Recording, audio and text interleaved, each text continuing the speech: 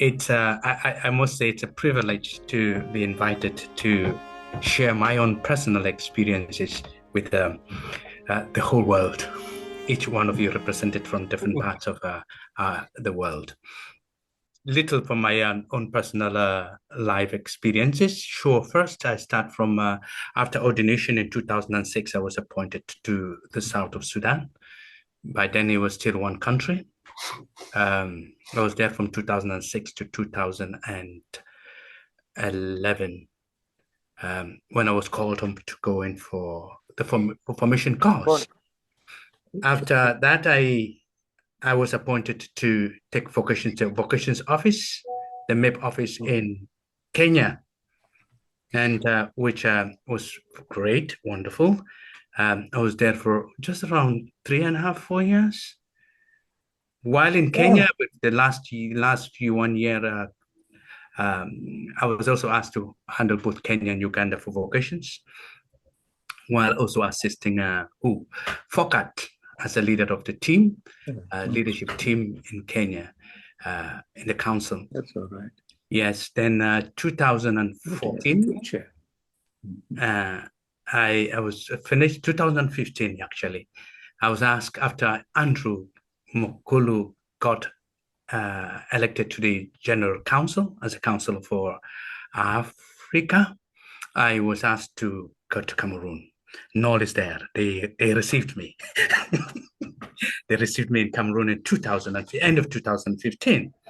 And when I arrived 2015, Cameroon was still very different. Just a year after I arrived, then the crisis in Cameroon began, 2016. And I've been in Cameroon since 2015. I've been there in the formation house. When I arrived in the formation house in the vocations office, I was handling the Friends of Mill Hill as well, together with Noel. Then after a short while, Father Anthony came in, took up the vocations and Friends of Mill Hill. Then I remained with the finance office for 7 years, and information, I have been there the last 10 years. This sure is how my story has been. Just to give you a brief of my own story. So this is my 20th year, so 19 years ordained and 19 years in mission. This is my 20th year already beginning as a Mill Hill missionary. Cameroon. I actually feel privileged for one thing that I happen to be the elder brother in Cameroon, the first Mill Hill missionary ordained from Cameroon. And behind me are 51 ordained ministers, Mill Hill missionary from Cameroon. So we're 52 originating from Cameroon. That's quite a big of a number within a short time, within 19 years. It's a big number. In Cameroon, we have missions in Fundong, which is in Bamenda Archdiocese, and Ilong is also in Bamenda Archdiocese. We have one in Kumbo Diocese, which is under Oku. It's in Chikijam and Ibao. It's a pastoral zone, but the two are operating just a little bit separate. They're operating as if they're developing in two parishes, but our members are on both. We also have in Mamfe Diocese, we have our members working in Kembong, where Cosmos was shot. And the question was, are we going to remain? Eventually, our brave young men decided, together with the advice from the General Council, that they will continue with mission in Kembong. Elvis Banksy was also shot there with 4 bullets. He survived, and he's serving in the new mission in Tassen, just next to the formation house. We also have one of the new parishes that we had, still in the Anglophone part of the country, Modeka. We are just 1.5 year old in Modeka. We've been there. 2 of our gentlemen are there. doing wonderful work. Recently, we got uh, Dassen, which is just around 10 minutes drive from the formation house, which is a wonderful place for our students to have pastoral uh, experiences, Sunday pastoral experiences, and Elvis Banks is there at the moment. The last would be in Douala and in Bonaberry. We've been there, it should be 5 years since we went to Douala. Very beautiful missions and giving assistance to a lot of assistance to those who are displaced because of the Anglophone crisis. Then I give a little bit of a background of what I felt a crisis. With the two systems in the country, Cameroon, the British and the French system, they're completely different systems. And a lot of questions originate from the start of the coming together of the English and the French part of the country after the Germans were defeated in the First World War. The French part were giving independence by the French. The English we got independence with the Nigerians, and eventually we got together after a referendum voted to be together. There were loads of bad feelings that people were fooled and were not given the opportunity to have their own self-rule in the English part of the country. But somehow, it's as if when we got together, it was, no, not as if, it was supposed to be a federal state. And the two were supposed to operate somehow with some semi-autonomy and then join together in the national government. And that did not work. And somehow, eventually, the head of state, the present head of state, Paul Biya, changed it into one system. Well, everything was run almost as if it was just a French part of the country. Changed it of Federal Republic of Cameroon into a La Republic of Cameroon. So one side was put. So all the pain in the background has been there with the people. So somehow Cameroon looked so peaceful, very peaceful from the outside, but underneath there was a real boiling anger in some of the people. So surely what happened in 2016 was what was happening in the background that no one was saying. Few people were mentioning it. So there's something that really needed to be addressed. But seemingly the head of state's idea was to just do away with the English system and have one system that would easily be run from Yaoundé. That's not what eventually happened. It came out in the surface, and then there's this outburst of the crisis. And in some ways, seemingly different groups have come up, be the groups, armed groups from the government or from the local people. And in a way, the population has got caught up between the government and the military wing of this, the ones who were fighting for independence. They started asking for federation, asking to be listened to when they were not listened to the House of Federation. When federation was not coming, now they've asked for their own independence. And in the earlier stages, there were no weapons. Eventually, the more it was getting more difficult, the weapons came in, and the numbers are getting more and more. I have had the opportunity to go to a couple of places. Boya area has been relatively calm, and the crisis was not so bad in Boya. But at the moment, with the lockdown over 1 month now, even Boya, Limbe area that has not been have been having crisis and a few killings and rest of the things here and there. Kumbu, Fundong area has also been a little bit calm, and in the center, they have not been locked down some of the days. Now they have been in the last 1 month. Kumbu area has always been a very volatile area, very, very difficult to handle. Because in my village, when I go on holiday, I meet all the boys with their arms, and sometimes you can get 100, 200. I'm very sure there are not less than 300 well-armed boys around my village. It's not as easy a problem because sometimes they give the impression that it's getting finished. No, it's not. It's not. That's not my impression. And my last visit, just before I came up, I've met a lot of them when I went around the villages. And the unfortunate thing is, since they are not having any support from anybody, so they terrorize the people and get the money from the people in order to survive. And the civilians are caught in between.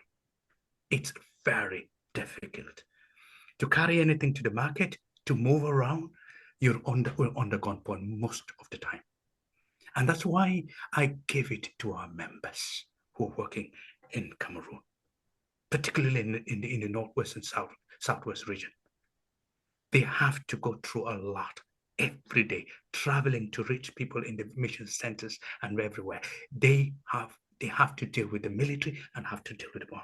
And sometimes, if you're in the wrong place at the wrong time, you're caught up. But without them, the civilians are left on their own. But the people they can turn to is their pastors who are there for them. And our members have been doing a lot. And surely, psychologically, emotionally, they go through a lot. As you could see, to hear someone talk so harsh and those sort of things. But if you know what the person is going to, then you will realize where the person is coming from. They go through a lot of difficulties. They have to call it access. They have to bribe their way all through. They collect money all the way going to have access to go to different places. But if they're going to meet the people, to be with the people, to be of support with the people, they have no option. Absolutely no option. And that's how it has been operating. They have been operating for the last 9 years. The last 9 years. But that's it. When you enter and you get to listen to the people, they're so appreciative of what our members are doing in different mission stations, in different parishes. They're so grateful. Where they have been able to handle to make sure the schools are going on, they are working hard. Because since the start of the crisis, some areas, the separatists actually just stopped schools. And for anything to be going in different areas, our members have had, together with the diocese, have to negotiate with these the separatists in order that they can allow that some level of schools be going. And sometimes they ask the children or the parents have to contribute a certain amount of money for them to allow. But at least some areas they have been getting education. Apart from that, it would have gone down to the last 10 years, no one would have been educated. And with lots of admiration and appreciation, I thank them a lot for what they do for us. Same true for the leadership. Lots of things. We've got a situation where our members have been taken up to the bush, like Hope. The younger ones, I would say, the younger ones could survive. Brother Hope was taken up and was kept for 3 days. All of us very, very sad and so worried. Because many times people are taken and shot and killed. In the midst, we have thieves who have joined the groups. We have a group that is formed, literally, I've said one of the ministers, I think it's a government, to counteract the Amber Boys. And then we have the Amber Boys. Then you don't know now who is it that takes you.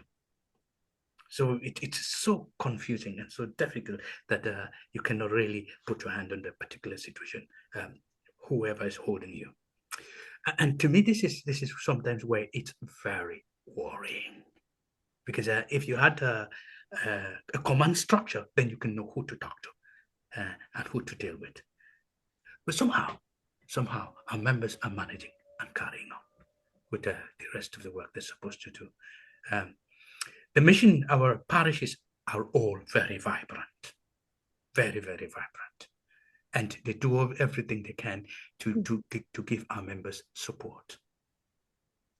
You can remember, given the fact that the crisis actually stops them from selling anything, doing anything much, their financial situation will be very difficult.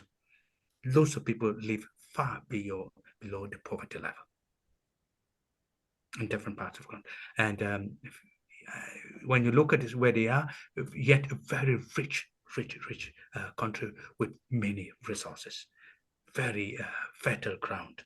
When they could do things on their own, they were growing up very fast. It's a pity we look at it and you can only put your head down and weep and pray that the situation gets over as soon as possible. My cry for the country has been that if there was somebody who to come on the ground to listen to the people and talk to the people, I think the things will be different. I have had the opportunity to talk to the number of the leaders of the Yamba Boys. And if there was somebody to go down really to talk and listen, and for people to be able to make some concession, I think there could be a way out. But that's the government doesn't seem to be going down that road.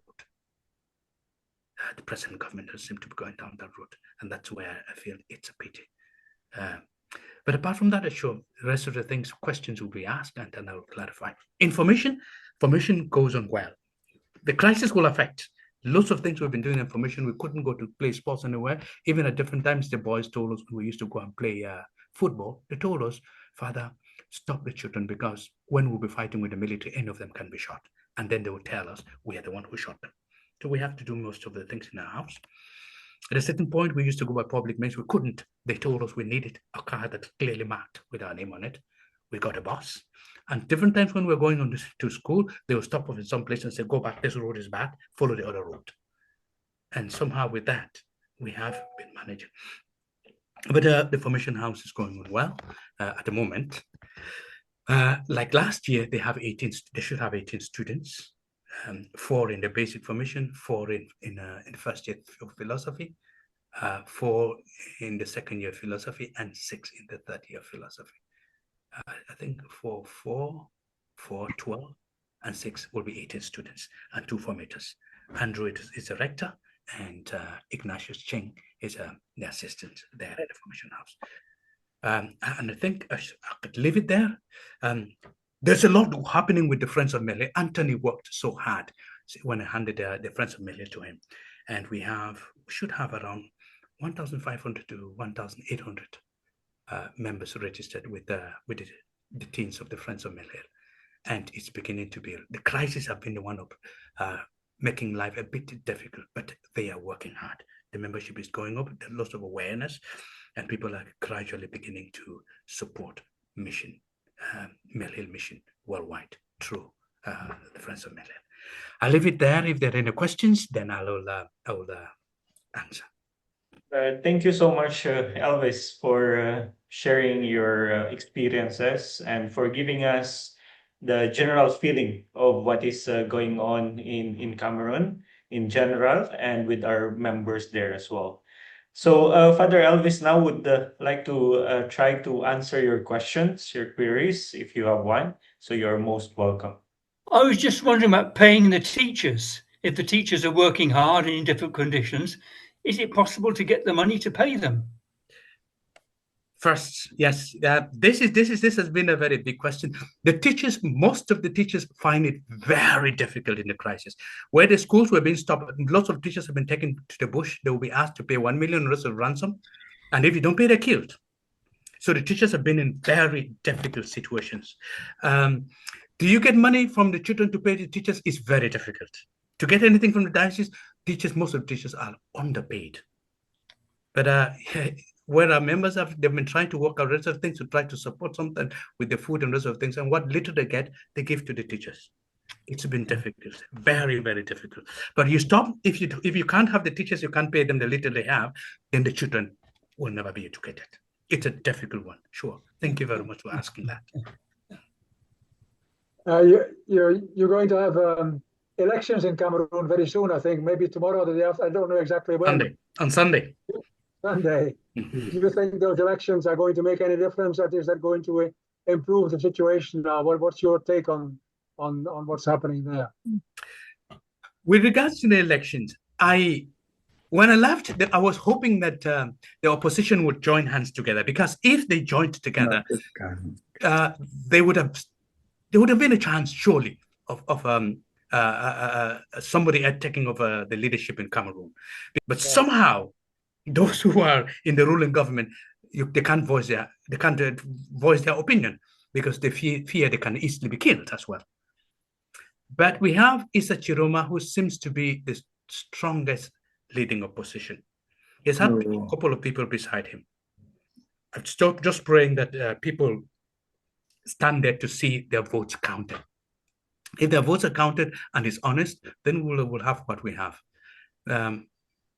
I'm still a little bit hopeful, although the hope is not as much. If they were to be together, opposition would be together, it would have been far much better.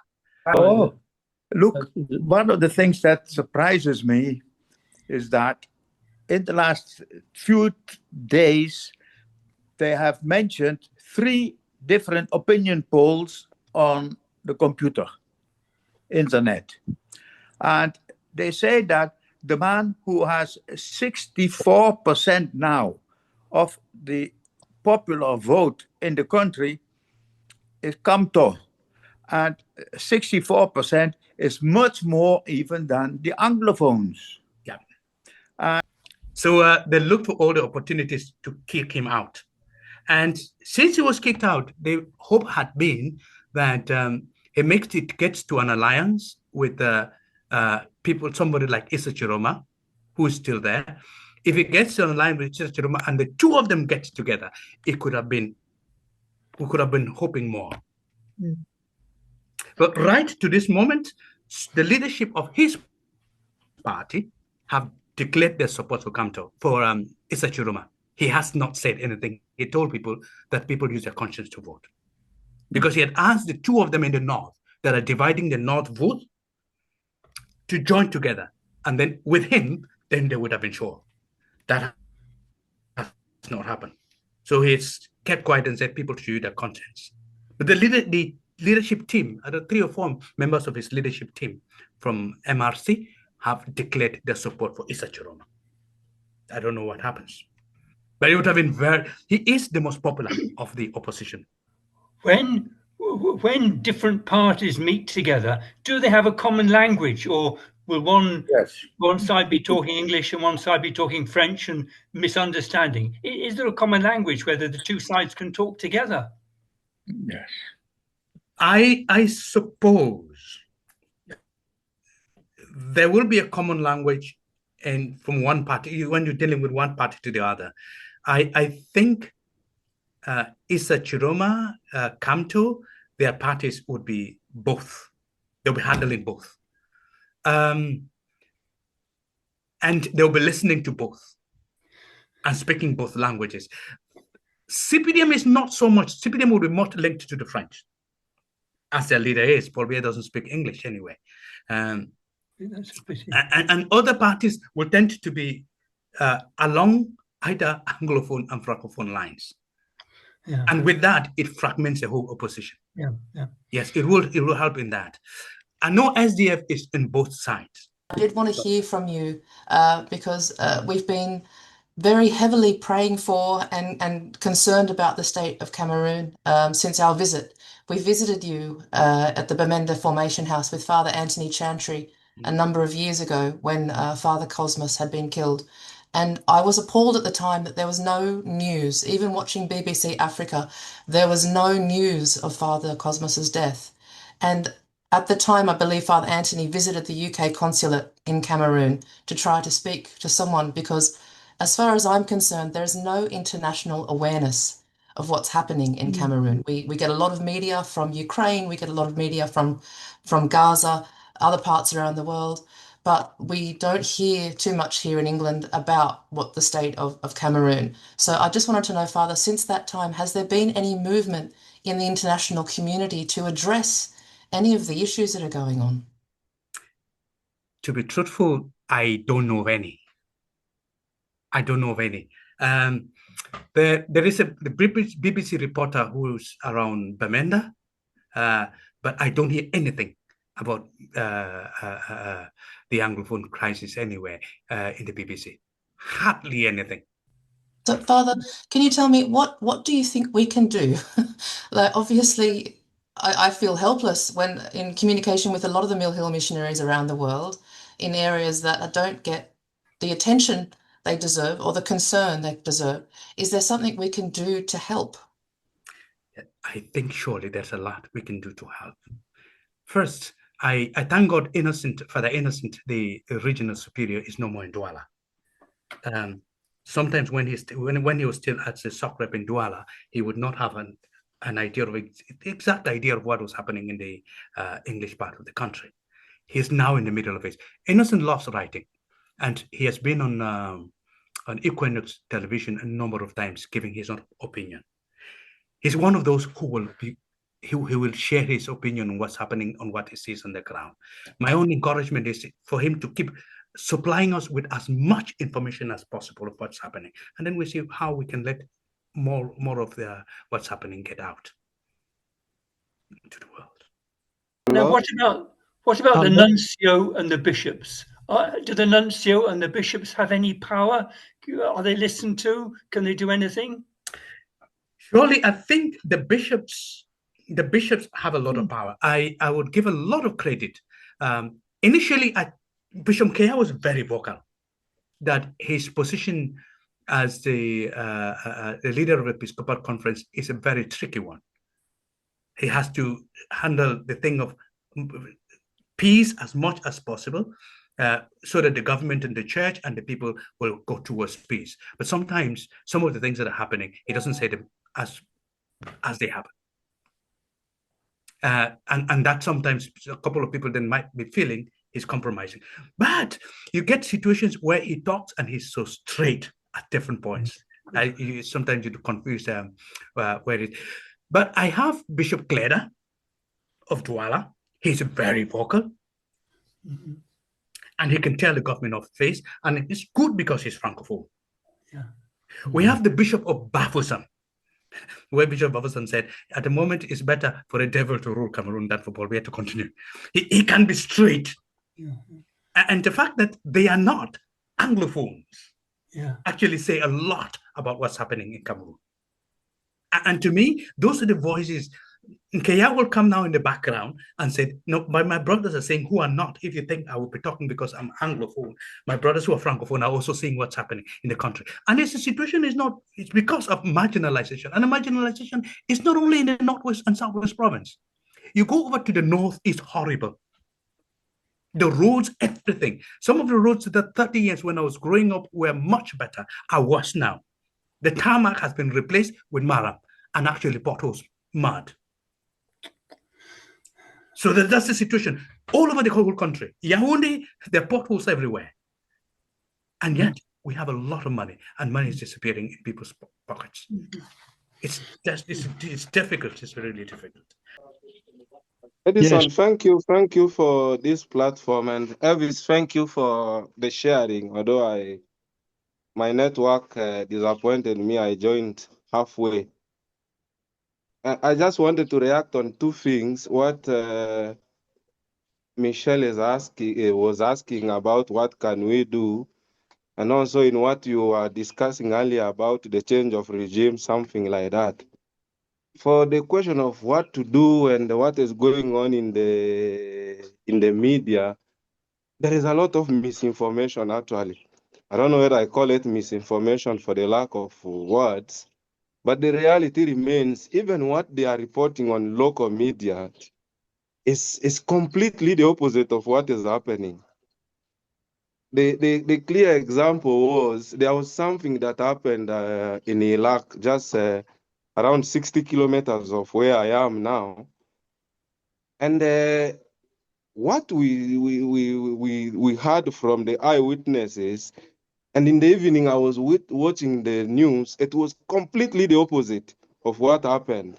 People died in that incident. It was the shooting in one of the schools. People died. But you hear what the local media was saying on TV. It was like minimized. It was like something that was very little. And also on social media, I read one of the articles. They were saying completely the different thing. The name of the school was not actually the name of where things happened. The number of people who died, it was not reported well. So in a way, there is a lot of lies also going around, or misinformation, saying what is not actually in a place. And when now Michelle asks, what can we do? It is quite difficult to do things where the information that is being received is not actually the actual thing that has happened in a sense. And the first thing we can do is maybe to try, as you said, to try to get information from the right source, so that what is to be done can be done according to what has really happened, rather than relying on some information that will either minimize what has happened or even say wrong things of what has happened. There was shooting here last Tuesday, because they passed with voting materials and everything that takes about elections here in our road here going to Ilak, which is the headquarters of Bui region where I am. We are going to have Sunday masses here on Saturday instead of Sunday, because of the uncertainties that presents the 12th of October for the elections. Who will vote? No one. But will those things pass that when they are filled that people have voted? Yes. Now, it is quite impossible in a sense, although I'm pessimistic in this sense, but maybe we keep on praying and see what can be done. Thank you.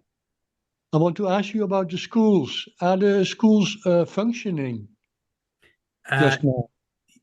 Yes, some schools are going. No, at the moment, there's been lockdown for the last nearly 4 weeks. We have Jean-Louis who just spoke.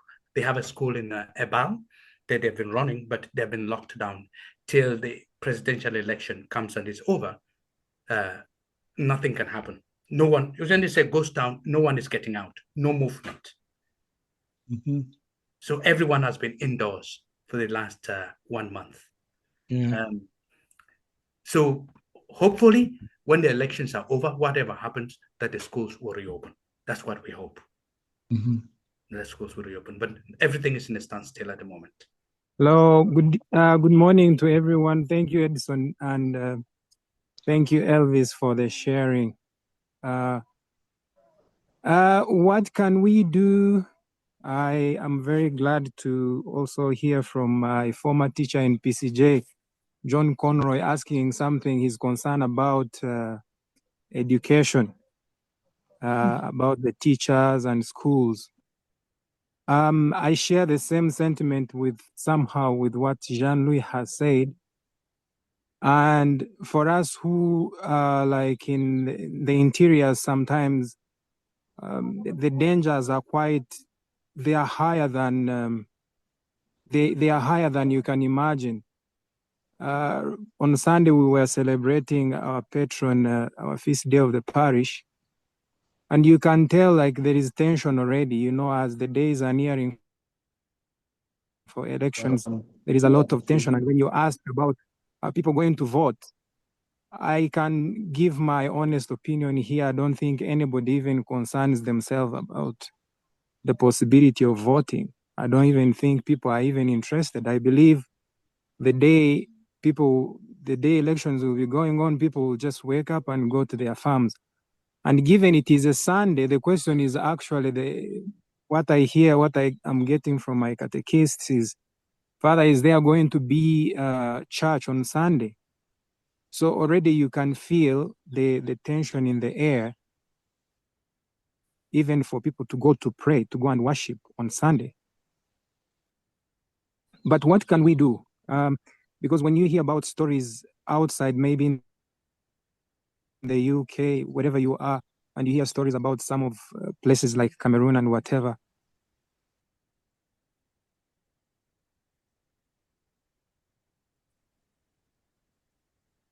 like Jean-Louis said, the image that is, but it is much more deeper than what is said and what is portrayed.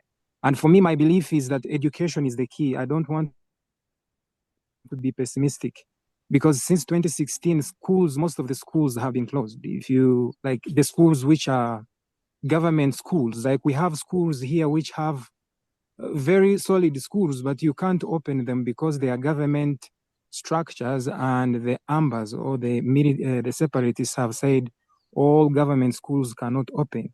Now those schools are there, weeds are growing through, trees are growing through, and all those kinds of things, but you can't open them. The only hope we have is mission schools. And most of the mission schools are terrible. They are dilapidated. Like if you look at most of our schools here, sometimes we find ourselves having to use the church sometimes to operate with some classes. If there is no mass, like if we don't have mass, then the children can go in, you put a board this side and this side, a class goes through. Otherwise, then you have issues of redundancy, children running around, early pregnancies, because the children are so many. And that is a cutting point that you find in most of these schools. Thanks to some missionaries who, like Brother Hoob, one of our own brothers here, who has been very, very, very instrumental and very helpful in promoting education. And to me, honestly, if all things fail, I believe education is the only thing that will help. Because I was reading an article recently, I forget the site, and they were saying since 2016, the illiteracy levels have spiked higher than 10 years ago since the crisis started. That clearly tells you that really we are not going in front, we are going behind. So what we can do, I believe we can continue to pray. First of all, I believe in prayer.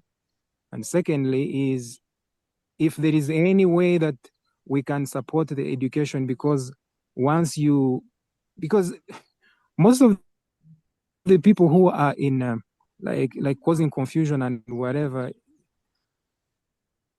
the education is the only key that we can maybe liberate ourselves, because looking forward, we are not really doing well. Thank you very much, and I wish you all a blessing. Pray for what's going on there. He was very upset how things have been going recently, politically, and lockdown and so on. Yes, it's a terrible situation. And what we just heard now about education, this is so important for the children. So, yeah. So we can only assure them of our prayers and hope things will improve. Gosh, very interesting. Thank you for Elvis, what he shared with us. Thank you. To add something, just to reiterate what Bruno just talked about. If you go back to most of the places in Cameroon, he mentioned a lot about Elung, where hope has been of great help. 70% of the boys who are in the bush holding weapons did not complete primary 7. And they're brutal with the guns. And if there are possibilities of setting school and really drawing them back into the classroom, it will gradually reduce, it will change the mindset. So schools will do a lot as we pray and push some of the people in the government to do. Because one of the things I also say is a lot of people we have educated, a lot of people who are at the government, in the leadership team, are people who are educated by the church. And as we handle schools, yes, at the heart of it, schools, yes. We do that with the moral education, because I wonder how much of moral education is taking place. And then we hope that they will not have much time for leisure, that they can think of other things. And when you engage them, early pregnancies, the desire to put on guns and rest of things and fight, getting more money as soon as possible will be reduced, and then gradually it could be of help. Thank you. So I would like to thank you all for your participation and for being with us today, and a special thank you to Elvis for giving us the input today about Cameroon and the situation and your experience. Thank you very much, Elvis. And we wish you all the best for your new appointment in England, in UK. So best wishes. Thank you very much.